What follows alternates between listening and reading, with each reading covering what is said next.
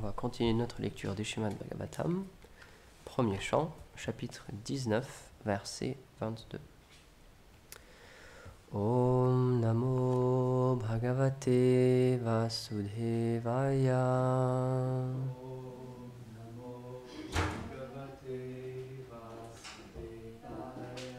Om Namo Bhagavate Vasudevaya.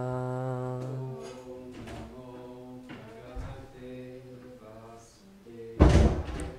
Om Namo Bhagavate Vasudevaya. Om Namo Bhagavate Vasudevaya.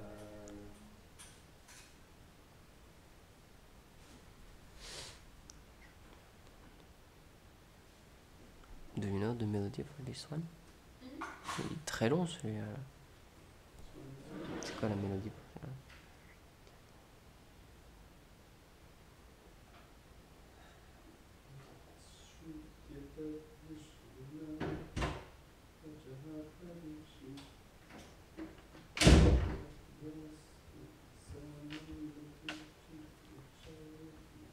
Non, c'est pas ça. Bon, on va lire, désolé. Ashutyata Drishighana Vacha Parikshitam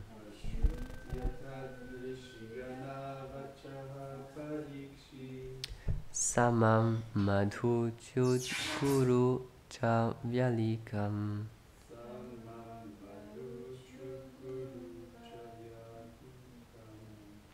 Abhashatenan Abhinam Jayuktan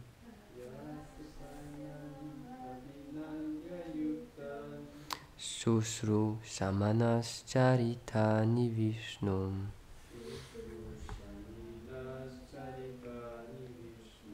Traduction. En entendant les paroles des sages, qui étaient emplies de signification, de douceur et de vérité, avec un grand respect, Parikshit les pria de parler davantage des exploits du Seigneur Krishna. Commentaire. Quand les sages louèrent Parikshit comme le meilleur des dévots, leurs paroles étaient comme du miel. Leurs mots étaient profonds parce qu'ils parlaient de la planète suprême, qui est dénuée de passion. Et ils étaient aussi véridiques lorsqu'ils dirent que le roi atteindrait la planète du Seigneur. Lorsqu'il entendit ces déclarations, Parikshit offrit ses respects aux sages.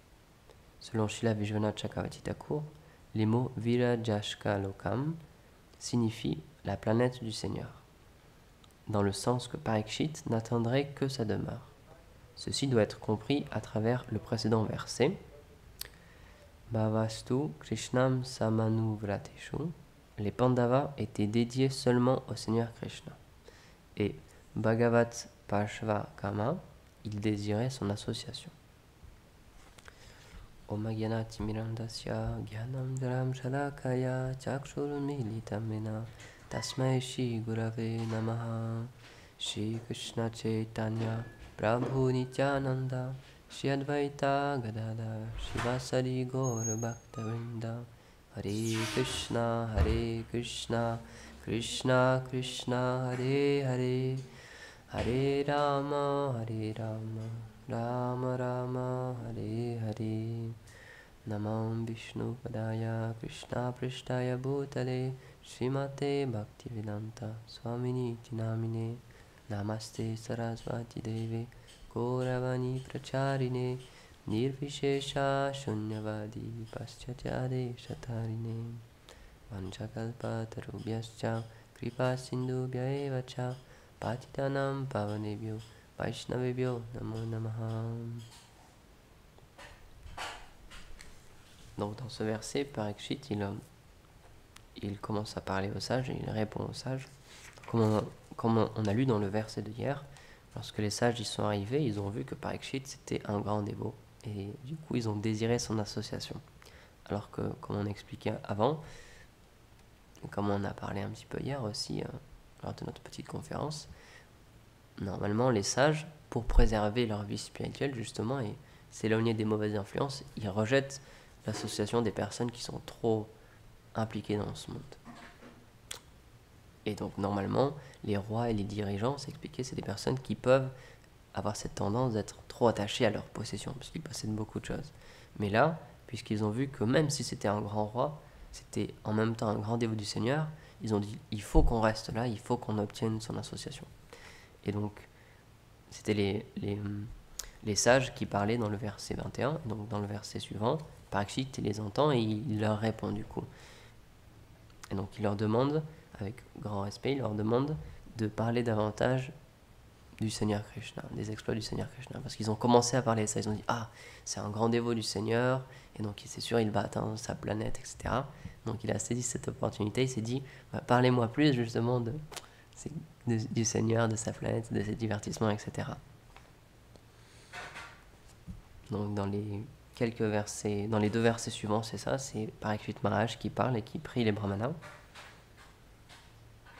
Et ensuite, un peu plus tard, alors spoiler, attention, il y a Shukadev qui arrive, et là le vrai Bhagavatam va pouvoir commencer. Donc c'est ça un symptôme d'une personne qui est avancée spirituellement, c'est que elle sait reconnaître les choses, elle arrive à voir derrière simplement les apparences. Pour quelqu'un qui, encore une fois, n'est pas éveillé spirituellement, qui voit juste les choses telles qu'elles apparaissent, il y avait juste le Gange, donc c'est juste une rivière, un cours d'eau comme un autre, avec une personne qui avait l'air d'être quelqu'un d'important, puisqu'il était quand même habillé comme un roi, qui s'était assis là, et avec des vieilles personnes, des vieux sages, un groupe de vieilles personnes qui s'approchent aussi. Et donc pour quelqu'un qui n'est pas doté de vision spirituelle, c'est pas vraiment intéressant, il va pas s'attarder à cet endroit-là. Mais pour quelqu'un qui a une vision supérieure, il voit que c'est un endroit très spécial, puisque c'est le Gange, donc c'est un lieu saint en lui-même, c'est quelque chose de saint, le Gange, donc il y a une puissance spirituelle derrière ça. En plus, il y a un pur dévot qui est situé là, Parikshit Maharaj, et en plus de ça, il y a plein de grands brahmanas, plein de grandes personnalités qui s'assemblent ici. Donc, encore une fois, à première vue, c'est pas si important, pas si intéressant que ça, mais les dévots, ils ont une vision supérieure. Donc de la même manière, les sages, ils voient pas juste un roi, ils voient un pur dévot du Seigneur. Et donc, tout ce qu'ils désirent, c'est son association. Et dans les prières des Vaishnavas, on peut voir, dans les prières de Bhaktivinoda Thakur et de nos acharyas, c'est ce qu'ils désirent. Ils disent, peu importe ce qui m'arrive dans ma vie, peu importe que je rencontre la fortune ou l'infortune, que je sois bien situé ou pas dans ce monde, tout ce qui m'importe, c'est garder une connexion avec les dévots du Seigneur, pouvoir avoir leur association. Et ensuite, tout le reste, peu importe ce qui se passe. De la même manière, dans le 4e verset du Shikshashtakam, le Seigneur Mahaprabhu, c'est ce qu'il enseigne aussi, il dit « Je n'ai aucun désir pour les choses de ce monde, pour la richesse, la reconnaissance, etc. Ça ne m'intéresse pas du tout. Tout ce que je désire, c'est vie après vie, être en connexion avec le service lié au Seigneur et avec ses dévots, puisque les deux sont inséparables. C'est la seule chose qu'il désire. Et donc, malheureusement, dans ce monde, on a un peu oublié ces questions-là, ces choses-là, et on désire tout sauf ça. On désire tout sauf l'association des personnes saintes. On désire des choses qui sont liées à nous, donc c'est notre gloire, notre reconnaissance, notre statut social, ou alors notre richesse.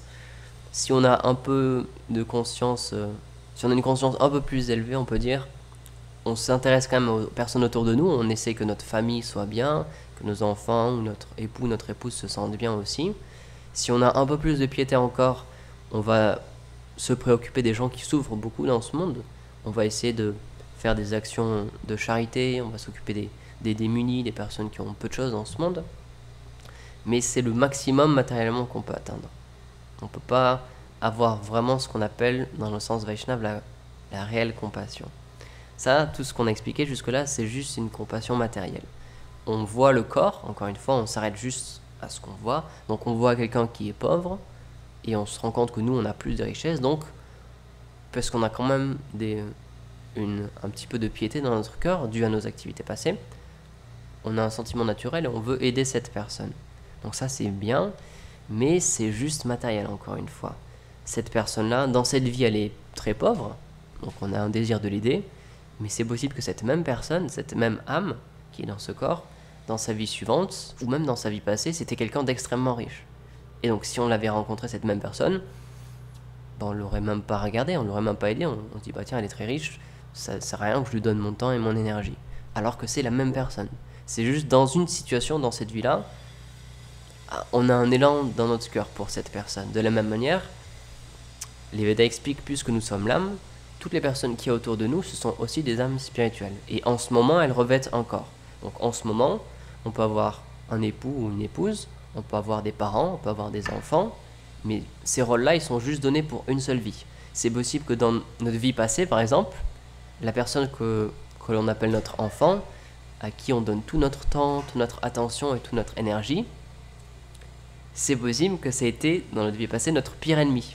C'est la personne qu'on détestait le plus sur Terre. C'est possible, puisqu'encore une fois, les corps qui nous sont donnés, c'est juste temporaire, c'est juste des rôles comme qui sont distribués dans une pièce de théâtre, c'est juste des rôles pour une vie, pour quelques dizaines d'années. Et donc, si on n'a pas cette vision spirituelle, on s'arrête juste à ces choses-là, et on est constamment emporté par ces questions-là. Et ce qui est drôle, c'est que Srila Prabhupada, il explique il pose la question, comment on appelle quelqu'un qui nous vole notre argent? Comment on appelle quelqu'un qui vient, qui prend notre portefeuille, qui nous dérobe tout notre argent? Ça s'appelle un voleur. Tout le monde est d'accord sur ce point-là. Mais il dit, regardez, dans ce monde, par exemple, un mari, il y a sa femme qui va lui prendre tout son argent, il a travaillé pour cet argent, il l'a gagné durement, et sa femme elle va lui prendre tout cet argent pour acheter ce qu'elle a envie, et le mari il va être très satisfait de cette chose-là, il va être très heureux avec sa femme. Mais il dit, mais regardez bien, c'est la même chose, c'est juste un voleur. Et donc il dit, le problème dans ce monde, c'est que les personnes qui sont proches de nous, on les considère pas comme des voleurs. Pourtant, ce qu'ils font, c'est juste ça en fait. Ils pillent nos richesses. Mais puisqu'on les considère comme faisant partie de notre famille, ça ne nous dérange pas. Mais si quelqu'un d'autre, notre voisin ou quelqu'un d'autre faisait la même chose, là on rentrerait en colère contre cette personne. Et le problème, encore une fois, c'est que si on a une vision spirituelle, on se rend compte que toutes ces personnes-là, elles sont au même niveau puisque c'est juste des âmes spirituelles. Et dans cette vie-là, cette personne elle a le rôle d'être quelqu'un de notre famille, mais encore une fois, dans une vie future, peut-être que ce sera un vrai voleur et ce sera quelqu'un qui va nous dérober notre argent. Et ce sera quelqu'un qu'on va détester. On ne sait pas en fait les personnes qu'il y a en face de nous. J'avais raconté cette histoire dans une conférence passée. Il y a un grand roi comme ça en Inde qui avait perdu son enfant dans un âge très, très bas en fait. Et il était très attaché à son enfant, donc il avait fait des sacrifices, il avait fait des mantras, etc. pour pouvoir obtenir encore cet enfant en fait. Le corps de son enfant était là, il était sans vie, et il a fait tout un processus pour que l'âme revienne dans ce corps. Et une fois que l'âme elle est revenue dans ce corps, l'enfant, il s'est adressé à la personne qui était son père, il a dit, mais qui es-tu réellement et qui je suis réellement? Est-ce que c'est toi le père ou est-ce que c'est moi? Est-ce que c'est toi l'enfant ou est-ce que c'est moi? J'ai eu déjà des milliers de pères, j'ai eu des milliers d'enfants dans mes autres vies, donc ça sert à rien de s'attacher à ça, c'est juste extrêmement temporaire ces choses-là. Donc c'est pour ça que Srila Bhaktisiddhanta Sarasvati Thakur Prabhupada, il explique la réelle non-violence et la réelle action de charité, c'est justement de s'occuper de l'âme. Si on s'occupe seulement du corps, on s'occupe de quelque chose de temporaire qui va changer. Govinda Maharaj, c'est ce qu'il explique souvent, il a passé beaucoup de son énergie, beaucoup de temps de sa vie à s'occuper de personnes qui étaient dans des situations extrêmement défavorisées. Donc il le dit, des enfants soldats ou des personnes qui vraiment, dans cette vie, dès leur jeune enfance, ont eu une histoire et une vie extrêmement difficile. Et il s'est rendu compte, en fait, à force de passer du temps avec ces personnes-là, qu'il les était pas vraiment. Il leur apportait quelque chose de matériel, il leur apportait un toit, de la nourriture, mais ces personnes-là, elles souffraient toujours autant, en fait. Puisqu'on ne nourrit pas l'âme, si on nourrit juste le corps, on n'aura pas de réelle satisfaction. Et donc c'est ce qu'il s'est vraiment rendu compte tout seul, et c'est pour ça qu'il a commencé ensuite à chercher des réponses plus profondes et à comment on peut réellement aider les personnes, quel bien on peut réellement leur donner. Et encore une fois, on discutait de ça hier, c'était très intéressant. Donc quelqu'un qui est venu et qui nous partageait ça en fait, et dit dans ce monde, moi je me retrouve pas. J'ai pas envie de faire comme tout le monde et juste de travailler 35 heures par jour durement, 35 heures par semaine durement, juste pour avoir de l'argent, pour ensuite dépenser cet argent et m'acheter des choses. Je ne retire pas de satisfaction de ça. Et quand on commence à avoir cette conscience-là, où on se rend compte que juste nourrir le corps, c'est pas assez, alors là, on peut commencer à avoir une vie spirituelle. Donc pour commencer à aller un petit peu plus loin. Et donc, encore une fois, chez la Bhaktisiddhanta Saraswati Thakur Prabhupada, c'est ce qu'il explique. Si on veut vraiment aider les personnes qui sont autour de nous, si on veut vraiment leur apporter le bonheur, la satisfaction, si on veut vraiment qu'elles soient heureuses, il faut qu'on nourrisse leur âme. Parce qu'en nourrissant l'âme, comme dans cette histoire-là, peu importe ce qui va se passer autour, peu importe que la mort soit proche ou pas, peu importe qu'on soit riche ou que du jour au lendemain, comme par Parikshit, on perde tout notre argent et toute notre richesse, on sera satisfait. Peu importe ce qui se passe autour de nous, puisqu'on sera ce qu'on appelle en sanskrit Atmaram, on pourra tirer notre satisfaction et notre bonheur à l'intérieur de nous-mêmes en fait. Et de cette manière-là, peu importe les circonstances, on sera toujours stable et toujours satisfait. Donc, une des manières d'arriver à cette chose-là, c'est comme Parikshit est en train de le faire, c'est s'enquérir de sujets spirituels et parler de sujets spirituels. Et de cette manière-là, on peut conquérir la mort. On avait cette histoire, c'était très intéressant, Racelia l'expliquait. Donc Ravan, qui était un tyran extrêmement puissant, il avait vaincu tous les demi-dieux, donc c'était quelqu'un d'extrêmement puissant dans cet univers, et il avait cru battre la mort aussi, quand il est allé voir Yamaraj, qui est le demi-dieu qui est en charge de la mort, et en fait Yamaraj il avait joué un tour en fait, et il s'était retiré du champ de bataille pour lui faire croire qu'il avait pu vaincre la mort. Mais encore une fois, c'était juste illusoire parce que personne ne peut vaincre la mort. Toute personne qui naît dans ce monde, elle va devoir mourir. C'est mathématique. Personne n'y échappe. Si on prend naissance, je Prabhupada l'explique, ça veut dire qu'on va mourir. Point. Peu importe qu'on vive 5 ans, 10 ans, 50 ans, 100 ans, peu importe qu'on soit très riche ou très pauvre, la mort va venir nous chercher, c'est sûr. Mais pour les Vaishnavas, pour les dévots et pour les gens qui ont une vie spirituelle en général, on explique qu'ils ont conquéri la mort en fait, qu'ils sont au-delà de la mort. Pourquoi ? Parce que lorsque la mort vient, on a conscience qu'il y a autre chose qui nous attend derrière et qu'on ne va rien perdre, puisque rien dans ce monde nous appartient réellement, c'est juste encore une fois temporaire, c'est lié au rôle qu'on a. Parikshit Maharaj c'était un roi, donc il a accompli son rôle de roi, et quand on lui a dit la mort va venir dans 7 jours, il a dit d'accord, je ne suis pas attaché aux choses que j'avais dans ce monde-là, je les oublie déjà. J'oublie ma position de roi, je ne suis plus un roi, j'ai plus de richesse déjà, et je pense à ce qui va m'arriver dans le futur, à ma destination future. Donc c'est pour ça qu'un spiritualiste, il n'a pas peur de la mort. Alors que dans notre société, encore une fois, c'est un des sujets qui encore même maintenant est extrêmement tabou, on n'ose pas en parler, on n'en parle pas beaucoup, parce que ça signifie la fin de tout ce pourquoi on a travaillé dans ce monde. Tout l'argent qu'on a récolté, tous les liens qu'on a fait avec les personnes, tout le pouvoir qu'on a dans ce monde, toute l'influence qu'on a dans ce monde, au moment de la mort, tout s'arrête. Et on laisse tout et on peut rien emporter avec nous. Donc c'est pour ça qu'on n'a pas envie d'y penser, c'est logique. Si on travaille tellement dur pour avoir de l'argent, pour avoir des richesses, et qu'on sait qu'au moment de la mort, on doit tout laisser, on n'a pas envie d'y penser à ce moment-là. On dit non mais ça viendra plus tard, maintenant je profite vraiment de l'instant présent, et la mort, c'est pas vraiment important. Sauf que, malheureusement, et ça arrive à beaucoup de personnes, lorsque un accident survient ou une maladie grave survient et qu'on est sur notre lit de mort, ce qu'on appelle en français, là on commence à se rendre compte, en fait j'ai rien du tout.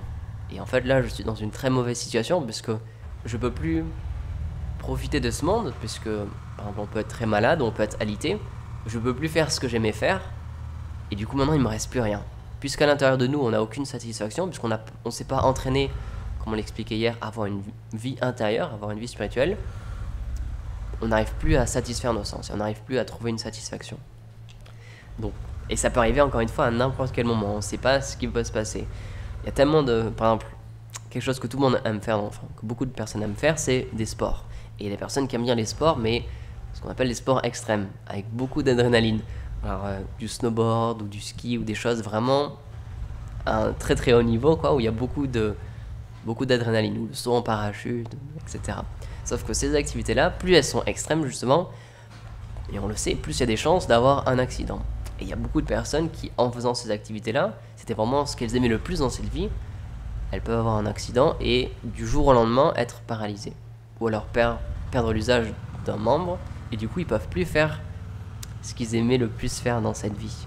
Et donc à partir de ce moment-là, ces personnes, voilà, tout s'arrête. Elles sont bloquées. C'est une histoire que j'avais déjà racontée il y a un moment. Il y a une personne à Paris qui a été une musicienne qui a été renversée par une personne en trottinette électrique, malheureusement, sur un trottoir. Et elle a juste fait une simple chute. Elle est juste tombée du trottoir, en fait. Sauf qu'elle s'est cassé le bras d'une telle manière que son médecin lui a dit « Vous ne pourrez plus jamais jouer de la musique ». Et cette personne-là, c'était une très grande pianiste, en fait. Et juste comme ça, en sortant de chez elle, en se faisant renverser, ça a pris 5 secondes.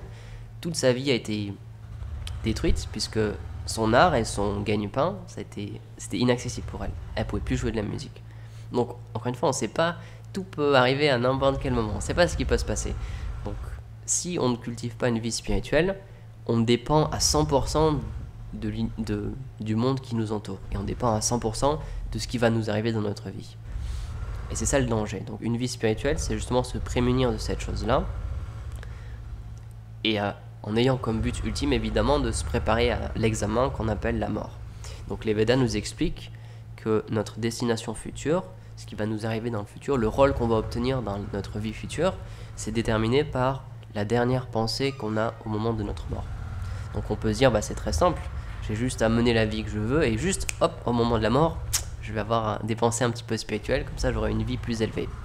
Sauf que, toujours les Védas, ils expliquent un peu plus loin, en fait, au moment de la mort, le corps et le mental, et notre intelligence, ils subissent quelque chose de tellement puissant, un choc tellement puissant, il y a tellement de douleur, tellement de souffrance, qu'on ne contrôle plus nos pensées, malheureusement.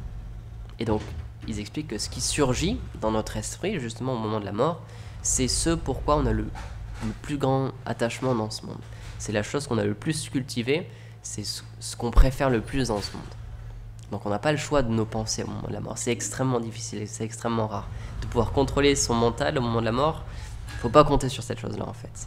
Et à l'inverse, comme un sportif, il faut s'entraîner pour que naturellement, ce qui vient dans notre esprit, c'est des pensées plus spirituelles, qui sont portées sur une réalité supérieure. Comme on l'explique dans le verset, sur le monde spirituel, sur le monde du Seigneur. Et de cette manière-là, on peut être sûr que peu importe au moment où la mort va survenir, notre mental, il va être porté sur ces sujets-là, sur une réalité spirituelle. Sinon, encore une fois, on n'est pas sûr qu'il va nous donner ce qui nous intéresse. Il y a une dame qui nous a expliqué hier, justement, elle se rend compte que elle n'arrive pas à contrôler son mental. Elle me dit, c'est un problème. Parfois, je suis bien, je suis avec moi-même, et dès qu'il se passe quelque chose, ou dès que je rentre contre quelqu'un, ou dès qu'il y a une autre influence, mon mental, il commence à me faire souffrir, il commence à me faire penser à plein de choses, mais je ne veux pas ces choses-là. Et donc, c'est ce que Krishna explique dans la Bhagavad Gita. C'est plus facile de contrôler le vent que de contrôler le mental. C'est une entité qui est tellement puissante, notre mental, qui nous fait penser à tellement de choses, c'est impossible à contrôler. Donc, comment faire ? Tout simplement, comme on l'expliquait, il faut le nourrir de choses spirituelles, il faut lui donner un goût supérieur. Parce que c'est ça en fait le piège, c'est que on peut pas renoncer dans ce monde, on peut pas contrôler nos pensées, c'est impossible. Il y a tellement de choses qui se passent, notre mental il est toujours attiré par des choses, c'est sa fonction en fait, la fonction du mental c'est accepter et rejeter, il est fait pour ça. Donc il faut le tricher, c'est comme un animal sauvage en fait. On peut pas, c'est comme un ours, un grizzly sauvage. On peut pas lui dire ok maintenant tu t'assieds et tu restes dans ta cage, c'est impossible, c'est pas dans sa nature, c'est pas possible. Il est obligé d'agir, il est obligé de courir, il est obligé de faire des choses. Donc nous ce qu'on fait en fait c'est qu'on le nourrit, on lui donne de la nourriture. C'est pas qu'on lui dit ok maintenant tu fais plus rien, tu t'assieds, tu manges plus, tu bouges plus. C'est on le nourrit de choses qu'il va aimer et de cette manière là il va chercher davantage ces choses là. C'est pour ça qu'en nourrissant spirituellement notre conscience, le mental sera naturellement, il aura envie en fait d'avoir de plus en plus de cette nourriture-là, de ces choses spirituelles. Alors que si on essaie artificiellement de le sevrer et de plus le nourrir, ça va juste l'énerver encore plus en fait, puisque c'est sa nature encore une fois d'accepter et de rejeter des choses. Donc si on le nourrit constamment, comme on a fait hier par exemple, avec des mantras ou avec la connaissance spirituelle, de cette manière-là, naturellement il va lui-même choisir en fait d'approfondir davantage ces sujets-là et de goûter ces sujets-là. Et au moment de la mort, justement, comme Krishna l'explique dans la Bhagavad Gita, là, ça va devenir notre meilleur ami et il va nous aider en fait à nous souvenir des sujets spirituels, il va nous aider à avoir une conscience plus élevée et une conscience plus paisible. Mais si on n'apprend pas à le maîtriser, si on n'apprend pas à le nourrir d'une bonne manière, il peut se retourner contre nous à n'importe quel moment. C'est ce qu'il explique Krishna. Ça peut être notre meilleur ami, si on le nourrit bien, ou ça peut être vraiment notre pire ennemi. Il peut vraiment détruire complètement notre vie. Donc c'est juste une question de conscience, encore une fois. Et Parikshit Maharaj, puisque c'est quand même un grand dévot, cette histoire-là, dans les rôles de cette histoire-là, c'est pas des personnes ordinaires, c'est quand même des personnes qui ont beaucoup de qualités. Donc Parikshit Maharaj, il nous montre cette chose-là, et il sait que la chose, il ne doit pas perdre une seule seconde, puisqu'il ne reste plus que 7 jours à vivre. Il sait très bien qu'il n'a pas une seule minute à perdre, pas une seule seconde à perdre. Donc tout de suite, il demande au sage de le nourrir spirituellement et de lui donner pour que son mental soit nourri spirituellement, en fait, pour qu'il puisse, jusqu'au moment de la mort, avoir une vision plus spirituelle, parler des sujets plus élevés, plus spirituels. Et de cette manière-là, il sait que il va peut-être pouvoir atteindre ce que les sages ont dit, c'est-à-dire le monde du Seigneur directement. Puisque c'est ça le but, encore une fois, c'est pas de revenir dans ce monde, puisque il y a tellement de problèmes dans ce monde, il y a tellement de complications tout le temps. Le but, c'est vraiment de se diriger vers une plateforme spirituelle. Et donc les sages, c'est ce qu'ils vont essayer de discuter aussi avec Parikshit. Et un peu plus tard, comme on l'expliquera, il y a Shukadev Goswami qui est un autre pur dévot du Seigneur qui va venir et qui va lui donner exactement ce qu'il cherchait, qui va le nourrir en lui expliquant les divertissements du Seigneur suprême. Et c'est expliqué que c'est de cette manière-là qu'on peut conquérir la mort, c'est en se nourrissant de sujets spirituels. On peut, puisque c'est quelque chose qui n'est pas de ce monde, littéralement, c'est quelque chose qui n'est pas matériel, puisqu'on explique que le Seigneur, il n'a aucune qualité matérielle, il est fait de qualité spirituelle, et puisque les gloires du Seigneur et le Seigneur lui-même, ou le nom du Seigneur et le Seigneur lui-même ne sont pas différents, lorsqu'on chante ses gloires, lorsqu'on chante ses noms, il est présent directement, et alors ces qualités commencent à infuser notre corps. Comme on l'expliquait dans les versets précédents, les sages, à travers Parikshit, ils voient Krishna en fait. Ils voient une grande beauté qui émane de Parikshit, parce qu'en fait c'est les qualités du Seigneur qui émanent de Parikshit. Puisque Parikshit il avait le Seigneur dans son cœur, naturellement toutes les qualités apparaissent en fait dans le corps d'une personne. Comme on l'expliquait dans une classe précédente, c'est pour ça que les personnes saintes sont tellement attirantes, et elles ont une aura très spéciale, une radiance très spéciale, parce qu'il y a les qualités du Seigneur, des qualités spirituelles qui se manifestent en elles. Donc il a conscience de ça, Parikshit, et c'est ce qu'il cherche à obtenir. Il dit, s'il vous plaît, nourrissez-moi avec ces choses-là. Et les sages, encore une fois, puisque c'est un divertissement, ils voient que Parikshit est déjà quelqu'un de très qualifié, donc ils perçoivent déjà ces choses-là, donc ils disent, il faut qu'on reste ici, il faut qu'on reste dans son association, parce qu'on voit que c'est une personne qui est destinée à atteindre déjà une plateforme spirituelle et à atteindre le monde spirituel. Donc encore une fois, il ne s'arrête pas aux apparences, et il peut voir très bien derrière l'habit de cette personne qui a juste l'air d'être un simple roi assis en tailleur sur le bord d'une rivière. Ils voient que c'est quelqu'un de très spécial et ils savent que quelque chose de très spécial va se passer. De la même manière, dans un autre verset, c'est expliqué qu'il y a les demi-dieux qui sont venus aussi pour jeter des fleurs sur toute l'assemblée qui était présente. Parce qu'eux aussi, ils avaient conscience que quelque chose de très spécial allait se passer. Et encore une fois, ils ont eu raison, puisque, comme on le verra après, il y a une âme extrêmement qualifiée qui s'appelle Shukadev Goswami qui va venir. Et c'est expliqué que la chose la plus rare qu'on peut obtenir dans ce monde, la chose qui a le plus de valeur, c'est l'association des personnes saintes. L'association de personnes qui sont dédiées à une vie spirituelle, qui ont déjà réalisé leur relation avec le Seigneur suprême, qui ont une vision de cette plateforme transcendantale. Ça, c'est la chose la plus rare qu'on peut obtenir. Et ça ne s'achète pas, ça n'a aucune valeur, c'est inestimable. C'est ce qu'il y a de plus difficile aussi à obtenir. Et puisque les sages, ils se sont rendus compte qu'ici, il y avait un pur dévot, et qu'ensuite, plus tard, il y allait avoir un autre pur dévot aussi, Shukadev, ils se sont dit, c'est notre grande fortune, et il faut qu'on reste là. Donc, on peut prier aussi pour obtenir l'association des personnes saintes, puisqu'encore une fois, c'est ce qu'il y a de plus rare, et c'est ce qu'il y a de plus puissant dans ce monde, parce que si on reste dans l'association des personnes saintes, que ce soit physiquement, comme c'était le cas pour eux, ou que ce soit à travers notre mental justement, à travers les lectures, à travers l'écoute, alors de cette manière-là, on peut être sûr qu'on va être protégé de cet âge de querelle qu'on appelle l'âge de Kali. On peut être sûr qu'on va être protégé de la mort, parce qu'on est sûr que notre âme elle va être nourrie spirituellement et qu'elle va pouvoir atteindre quelque chose de supérieur. C'est ça la clé en fait. Puisque je vais terminer sur ce point, c'est expliquer que le monde spirituel, On ne peut pas y aller par nos propres efforts. On ne peut pas y aller en prenant un véhicule, c'est impossible. La clé pour rentrer dans le monde spirituel, c'est d'y être introduit par des personnes qui justement y sont déjà situées. Donc là, les sages qui sont là sont déjà des grandes personnalités, mais ils voient que par Ekshit, il va obtenir cet accès-là. Donc ils disent il faut vraiment qu'on reste dans son association, puisque c'est tellement rare et c'est tellement précieux. Et ils montrent aussi une qualité spirituelle qui est l'humilité, puisque même si eux-mêmes c'était des très grands sages, on a cité leur nom dans une classe précédente, ils ne se mettent pas supérieurs à Parikshit, et puisqu'ils voient que c'est un dévot, ils disent il faut qu'on obtienne son association. Ça va être bénéfique même pour nous, qui sommes déjà des sages, des brahmanas, des personnes qui dédient leur vie à la spiritualité. Pourtant, ils se rendent compte que ce roi-là, même si encore une fois c'est un roi, c'était juste quelqu'un qui avait une position de régner dans ce monde, politique, etc. Puisque c'était un dévot en fait, à l'intérieur de lui, c'était un Vaishnava, un pur dévot. Il se rend compte, même nous, on va bénéficier de son association.